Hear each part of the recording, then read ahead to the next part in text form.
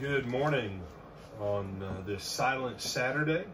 And this is a Saturday where Scripture is essentially silent. It is the time between the end of the crucifixion and the burial of Jesus and before the resurrection.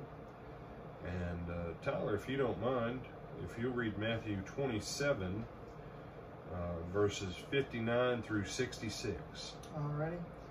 And when Joseph had taken the body, he wrapped it in a clean linen cloth and laid it in his new tomb, which he had hewn out of the rock. And he rolled a large stone against the door of the tomb and departed. And Mary Magdalene was there, and the other Mary sitting opposite the tomb.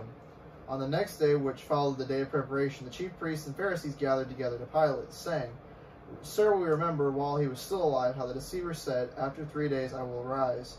Therefore command that the tomb be made secure until the third day, lest his disciples come by night and steal him away, and say to the people, 'He has risen from the dead.' So the last deception will be worse than the first." Pilate said to them, "You have a guard, go your way, make it as secure as you know how." So they went and made the tomb secure, sealing the stone and setting the guard. You know, on this passage, there's a couple things. Do you have some thoughts before I hit? Outside of Pilate being like, "Fine, whatever, it'll keep the peace, and so y'all won't gripe and complain some more. Here you go." Okay.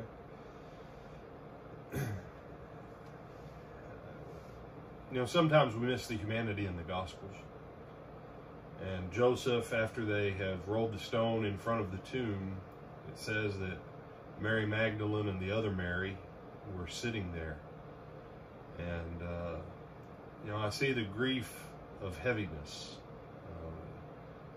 That they've helped Joseph wrap Jesus in a new cloth, and they're just sitting there.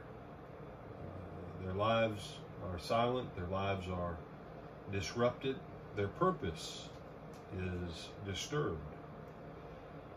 And in contrast to the silence of the disturbing events that we see in Mary Magdalene and the other Mary, we then see the chief priest coming to Pilate.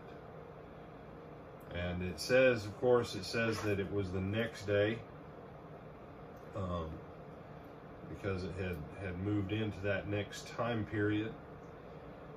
And they come to Pilate to ask for a guard. And someone, well, why didn't they just use their own? Because you remember that one time when the chief priest told the temple guard was not Roman. It was Jews that answered to the Sanhedrin and the chief priests. It was kind of like internal building security, corporate security.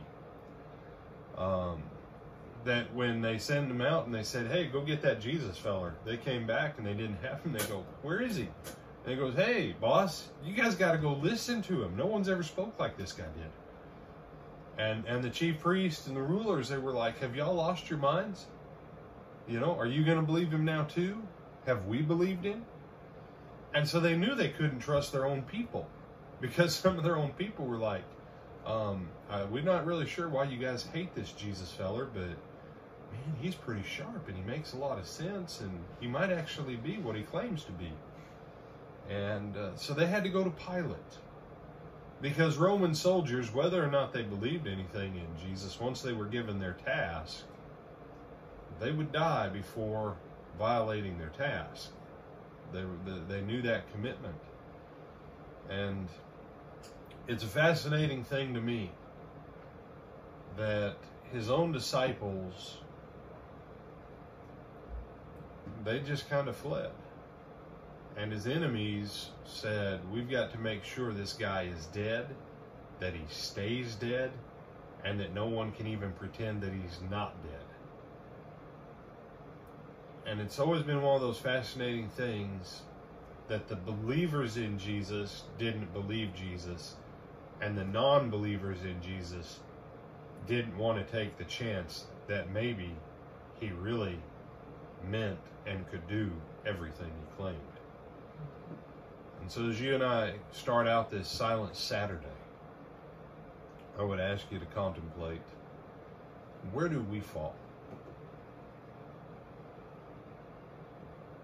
Are we like those that we believe him, but we don't really believe him? Or maybe we're like the other camp that we don't really believe him, but we don't want to take the chance that he might have been right, so we're hedging our bets. Or are we in a third category that's not in this scenario? That we aren't hedging our bets, we're moving forward in full faith. We believe what he said and we take action on what he said, not because we hedge his bets, but because we know he's as true as the day is long. And by day, I mean the day of eternity, not the day of our little calendar. And Pilate says, fine, you've got your guard. I imagine Tyler's had a little bit of a headache while we've been doing these recordings. No, it's not because of me. I paid him an extra nickel to nod his head when I said that. And I need to give you your nickel, Tyler. There you go. Thank you. So yeah, Tyler's headache isn't because of me. But I imagine Pilate had a headache at the end of that day. And he probably said, fine, you guys have what you want. Just shut up, go home, leave me alone. Get done with your festival so I can go back to my resort place in Caesarea and I don't have to put up with you guys till next year. But isn't it interesting how these pieces play out? That Pilate's still washing his hands. And how people's belief is shown on the day of silence. You got any other thoughts, Tyler? No, sir. All right. Well, I'm Brian Reagan, and this is Tyler Kelly. And Tyler, what do we bid them? A good day. Go in the blessing of God, brothers and sisters.